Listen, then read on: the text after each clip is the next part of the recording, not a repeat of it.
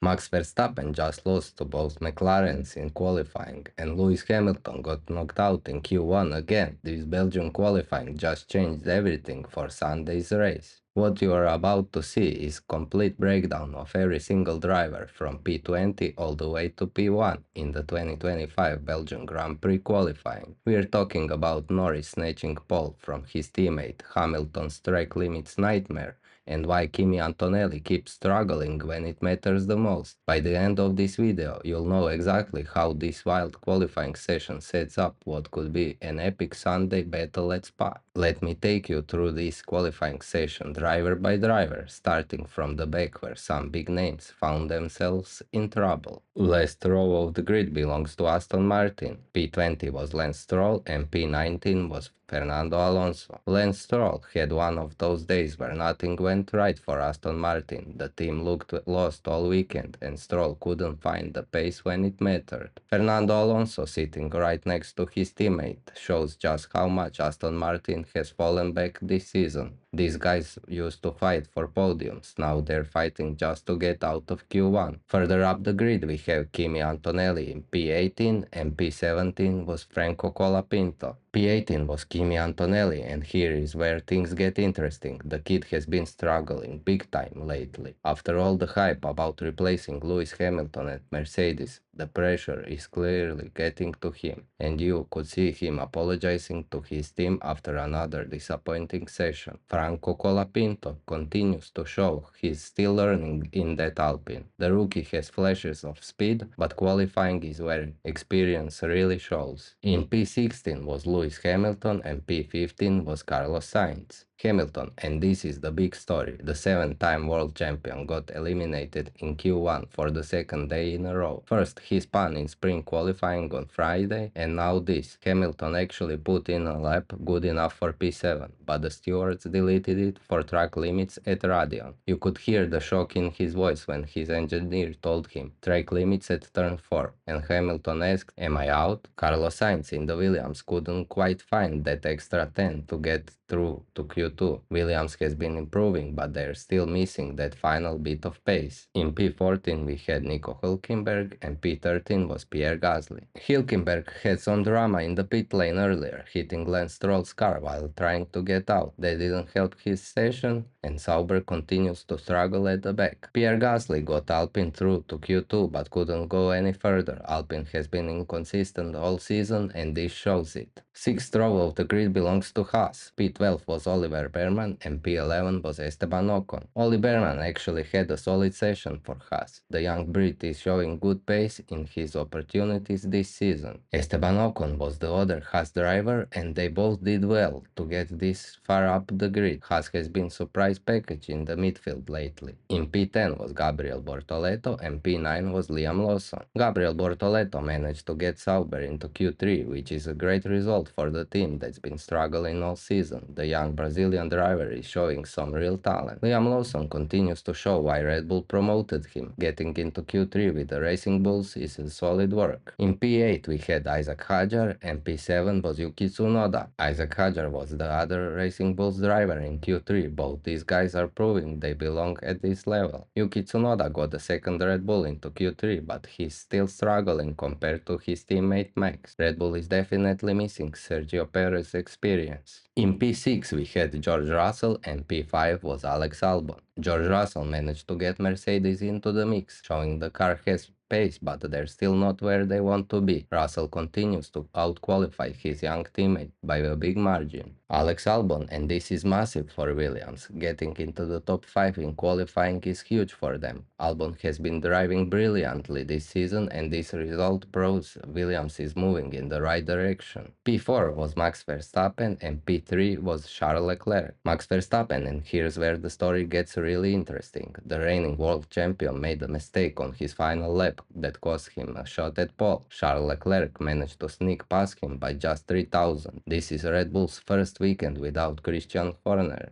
after he got fired. Leclerc did a great job to get this Ferrari onto the second row. Ferrari brought upgrades to Belgium, and while they're still not fighting for pole, Leclerc showed they're making progress. The gap to his teammate Hamilton shows just how much track position matters in F1. But here is the big problem. McLaren was just too fast for everyone else. All season long, we watched Oscar Piastri and Lando Norris trade positions at the top of the championship. Coming into Belgium, Piastri led Norris by just 8 points, and qualifying was going to be crucial for both their title hopes. The session started with both McLaren drivers looking comfortable, but as we got to Q3, something interesting happened. Norris seemed to find an extra gear that even his teammate couldn't match. The Brit has been on fire lately. He won at Silverstone 3 weeks ago, and now he's showing that killer instinct you need to win championships. In P2 was Oscar Piastri and P1 was Lando Norris. Oscar Piastri put in a great lap, but it wasn't enough. The championship leader was just 85 thousandths of his teammate, which in F1 terms is absolutely nothing, but in qualifying it's difference between pole position and second place. Lando Norris pole position, and this is huge for the championship fight. Norris has been chasing Piastri all season long, sitting 9 points behind in the standings after the sprint. Now he has the best possible starting position for Sunday's race. His lap was clean, precise, and just fast enough to beat his teammate when it counted the most. So here's what Belgian qualifying gave us. A McLaren front row with Norris on pole, Leclerc and Verstappen on row 2, and some major disappointments with Hamilton and Antonelli both out in Q1. Sunday's race is going to be fascinating because the weather forecast shows rain is coming,